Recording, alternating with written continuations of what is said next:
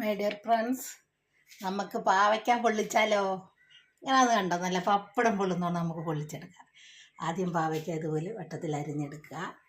പിന്നെ നമുക്ക് അത് കുറച്ച് കടലമാവ്, അതിൽ കടലമാവും മൈദമാവും കൂടെ ആവശ്യത്തിന് കലക്കിയെടുക്കുക. എന്നിട്ട് നമുക്കത്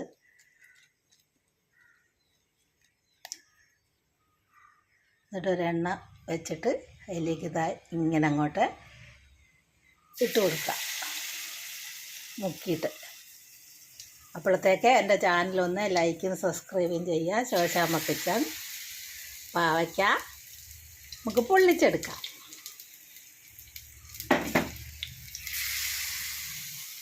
അടുത്തത് നമുക്ക് അങ്ങനെ തന്നെ മാവിലേക്ക് മുക്കിയിട്ട്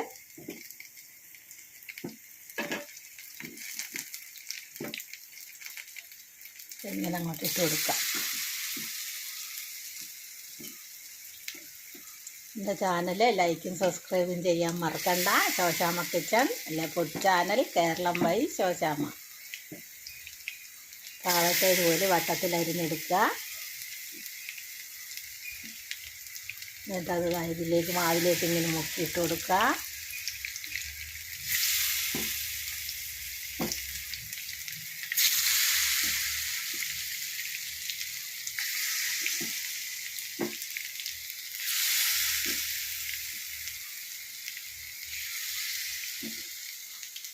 നമുക്ക് അടുത്തതും അങ്ങനെ തന്നെ അതിലേക്ക്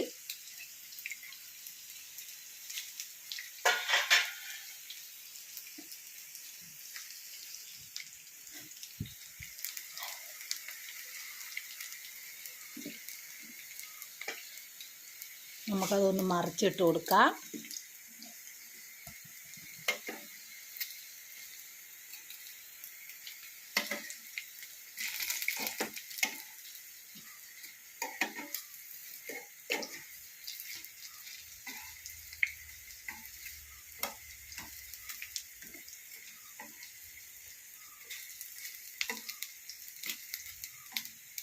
ഇവലെ ആരും ഉണ്ടാക്കാത്ത ഒരു പലഹാരം, ഏത് അസുഖക്കാർക്കും കഴിക്കാൻ പറ്റുന്ന പലഹാരമാണ്. എല്ലാവരും ചെയ്ത് നോക്കുക, ലൈക്ക് ചെയ്യുക, സബ്സ്ക്രൈബ് ചെയ്യുക. എൻ്റെ ചാനൽ മറക്കണ്ട. Shoshamma kitchen, food channel Keralam by Shoshamma. പാവയ്ക്ക പൊള്ളിച്ചത് വേണ്ടോ, കണ്ടോ നല്ല മൊരാന്നുണ്ട്.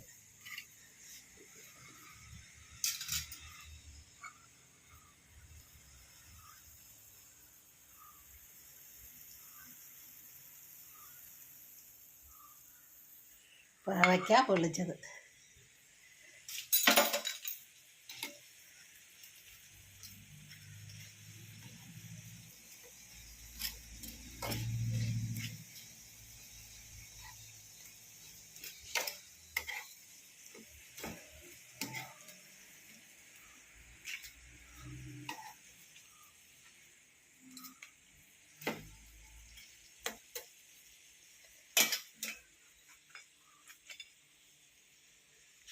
നമുക്കൊന്ന് കഴിച്ചു നോക്കിയാലോ, എങ്ങനെ ഉണ്ടെന്ന് അറിയണ്ടേ?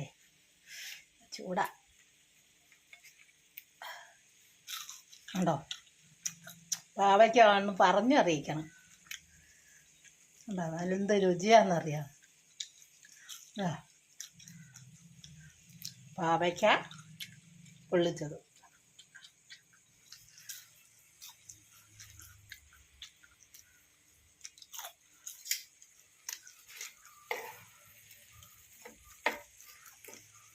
ലൈക്ക് ചെയ്യുക, സബ്സ്ക്രൈബ് ചെയ്യുക. എൻ്റെ ചാനൽ മറക്കണ്ട. ശോശാമ്മ കിച്ചൺ. പാവയ്ക്ക പൊള്ളിച്ചത്.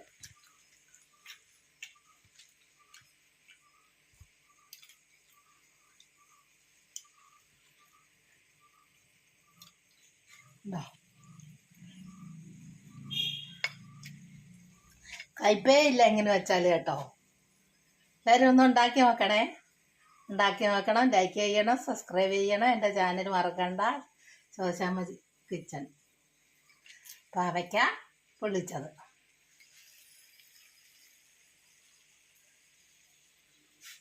ഇതുപോലെ വട്ടത്തിൽ അരിഞ്ഞിട്ട് മാവിൽ മുക്കി എണ്ണയിലേക്ക് ഇട്ട് കൊടുക്കുക. Food channel Keralam by Shoshamma. ലൈക്കും സബ്സ്ക്രൈബും ഒക്കെ ചെയ്യാൻ മറക്കല്ല കേട്ടോ. ഉണ്ടാക്കി നോക്കണേ.